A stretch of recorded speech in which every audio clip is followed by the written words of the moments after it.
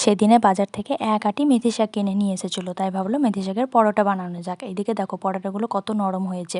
তার জন্য দেখো প্রথমে আমি কড়াইয়ে একদম ছোট ছোট করে কেটে, মানে একদম টুকরো টুকরো করে কেটে আলুগুলো ভেজে নিয়েছি। তারপর সেদ্ধ করে রাখা শাকটা রেখেছি। আর এদিকে দেখো কুচানো পেঁয়াজ, আদা, রসুন এগুলো আমি রেখেছিলাম। তারপর পেঁয়াজগুলো ভাজার পরে রসুন ও আদাটা থেতো করে নিয়ে নিয়েছি। এখানে কিন্তু আমি কোনো লঙ্কা দিইনি, যেহেতু শাকটা সবুজ, আবার যদি আমি লঙ্কাও দিই তাহলে সবুজ চিবিয়ে নিলে বেশি ঝাল লাগবে, তাই তোমরা চাইলে লঙ্কাও দিতে পারো। এরপর সেদ্ধ করে রাখা শাকটা দিয়ে আমি আবারও কিছুক্ষণ ভেজে নিয়েছি। তারপর গোলমরিচ গুঁড়ো দিয়ে নাড়াচাড়া করে নিয়ে কিছুটা ঢাকা দিয়ে রেখে দেবো। এদিকে দেখো আমি একটা কুকিজও খেয়ে নিয়েছি। ব্যাস একটু আটা আমি মেখে নিচ্ছি, কারণ আমাদের তো এমনি 4টে রুটি করতেই হবে, তাই। এদিকে এটা দেখো পুরোপুরি সেদ্ধ হয়ে গেছে। তারপর এখানে আমি দিয়ে দিলাম কিছুটা আটা, মানে যার যতটা বড়টা হবে বা রুটি হবে সেরকম। ঠান্ডা হয়ে যাওয়ার পরে এদিকে দেখো আটা মাখাও আমার হয়ে গেছে।